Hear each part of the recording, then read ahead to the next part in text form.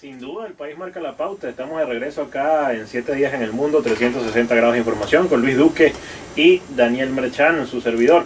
Sin duda alguna, noticias impactantes dentro del marco nacional que llegan a lo internacional. Y para ello vamos a entrar en esta zona de Venezuela que hoy nos trae noticias interesantes. Cuéntanos, Luis. Bueno, Daniel, y si con nuestra zona Venezuela tenemos noticias bien interesantes, y es que bancos reciben órdenes de compra para dólares SICAD. Se ha abierto una segunda permuta, por cierto ha mejorado el sistema del SICAD en lo cuanto a solicitudes. En la primera solicitud, quienes realizaron este proceso observaron que no solicitaba precisamente, valga la redundancia, el número de cuentas en el extranjero donde iban a ser adjudicados, sino que se esperaba primero la adjudicación y posteriormente era indicado al banco.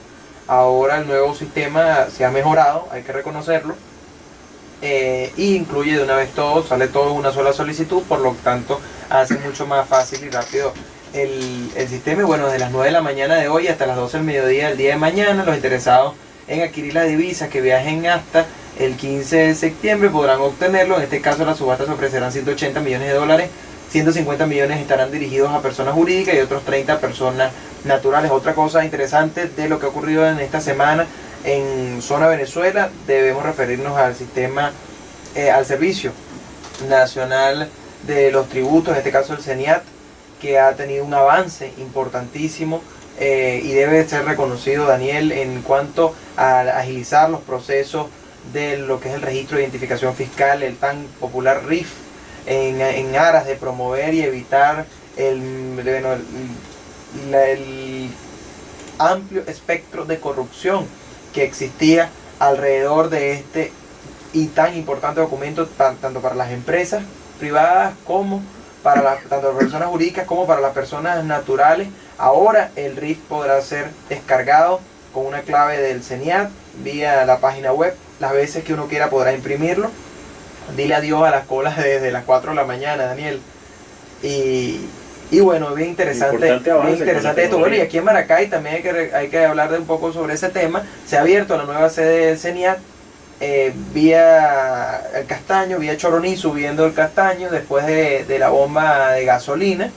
Están todavía ajustando algunas cosas y terminando el tema del estacionamiento, pero debo felicitar una sede muy bonita, la que se aprecia, aunque ya por ahí ha habido algunas quejas de ciertos vecinos por el tema del estacionamiento, pero esperamos se resuelva pronto, Daniel.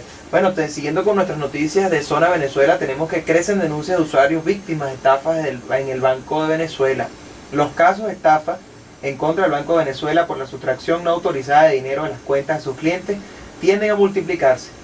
Del Estado portuguesa, Omar Fleita, jubilado en la administración pública, denunció en La Verdad la extracción ilegítima de los recursos que mantenía en su cuenta corriente en la institución financiera estatal del pasado 19 de noviembre de 2012. Personas desconocidas a través del Banco de Venezuela realizaron en mi contra un fraude electrónico por un monto total de 79.700 bolívares. En el caso reportado por el ciudadano de tercera edad, se suma a los registrados en Anzoátegui, Bolívar, Aragua, Barinas, Distrito Capital, Nueva Esparta, Mérida y Zulia. Esto asciende ya un poco más de 39.600 bolívares y 40.000 en los últimos dos casos.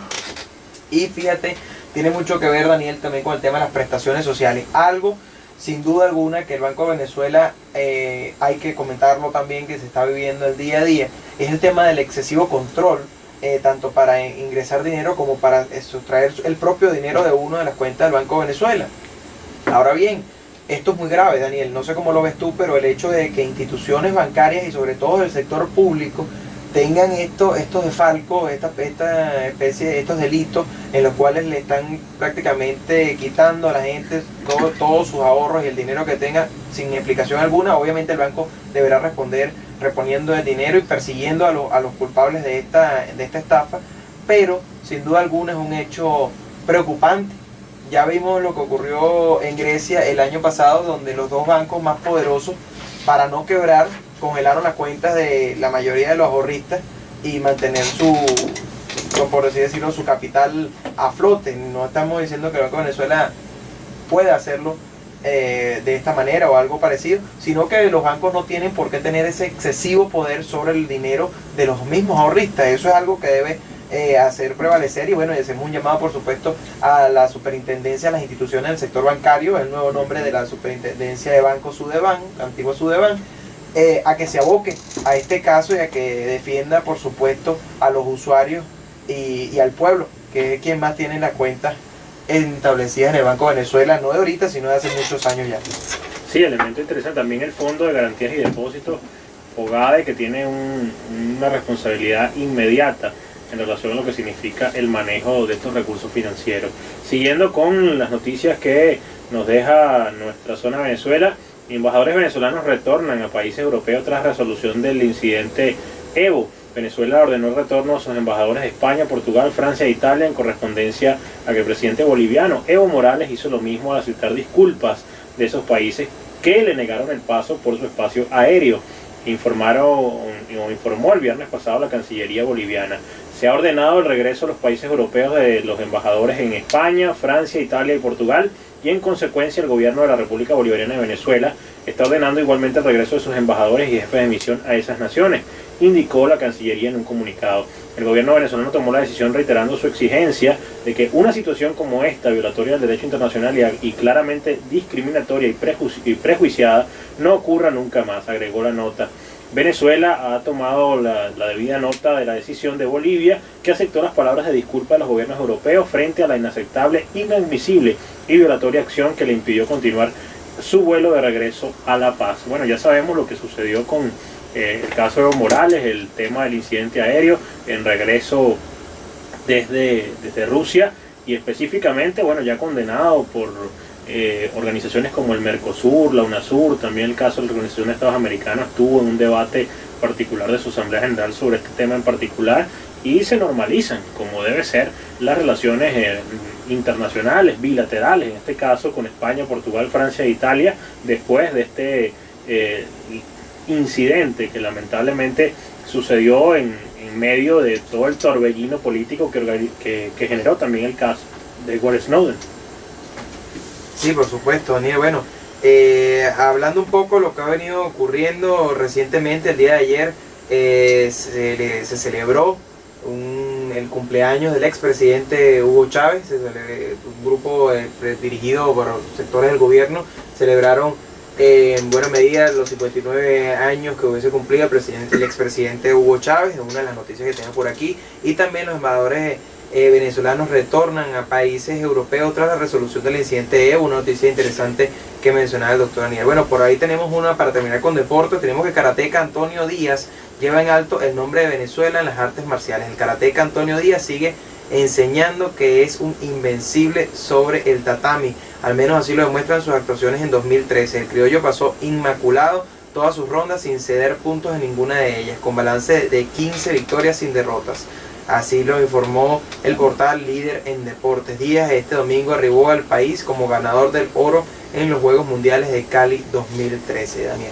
Sí, elemento interesante también el caso deportivo, y como tú lo bien mencionabas, el suceso, digamos, del día en relación a lo que estamos discutiendo, el tema de la doble nacionalidad, con lo que pasó con Willy Cochés, un anuncio bastante polémico sobre la partida de nacimiento del actual presidente Nicolás Maduro en Venezuela. Aparentemente, según este documento, habría nacido en territorio colombiano, específicamente en la ciudad de Cúcuta, con un segundo nombre, como en este caso lo asegura el embajador Willy Cochés, Nicolás Alejandro Maduro Moros.